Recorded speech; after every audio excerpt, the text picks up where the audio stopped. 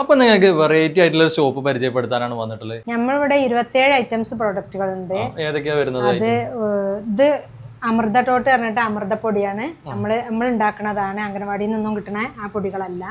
അതേപോലെ ഇത് വെയിറ്റ് കുറഞ്ഞ കുട്ടികൾക്കുള്ള പൊടിയാണ്, അത് വെജിറ്റബിൾ ആഡ് ചെയ്തിട്ടുള്ള പൊടിയാണ്. പിന്നെ പഴുത്ത നേന്ത്രക്കായ ഉണ്ട്, പിന്നെ മുളപ്പിച്ച രാഗി, മുളപ്പിച്ച ചെറുപയർ, പിന്നെ സ്വീറ്റ് പൊട്ടാറ്റോ, ഇതൊക്കെ നല്ല മൂവിങ് ഉള്ള സാധനമാണ്. അപ്പൊ നമ്മളിത് കുട്ടികൾക്ക് കൊടുക്കുന്ന പ്രൊഡക്റ്റ് ആണല്ലോ, അപ്പൊ ഇത് എത്രത്തോളം വിശ്വസിച്ച് വാങ്ങാം? ഇതിനെ കുറിച്ച് എന്തൊക്കെ പഠനങ്ങൾ നിങ്ങൾ നടത്തി എന്നുള്ളതിന് എന്താ തെളിവുള്ളത്? എന്താ നമുക്ക്? ഞാൻ 2-3 കോഴ്സിന് പോയിട്ടുണ്ട്. തൃശ്ശൂർ പോയിട്ടുണ്ട്, എറണാകുളം പോയിട്ടുണ്ട്, മലപ്പുറം പോയിട്ടുണ്ട്, വേങ്ങര JSSന്റെ ക്ലാസ്സും പോയിട്ടുണ്ട്. അങ്ങനെ പല സ്ഥലത്തു നിന്നാണ് ഞാൻ ഇതിന്റെ കോഴ്സ് കഴിഞ്ഞിട്ടുള്ളത്.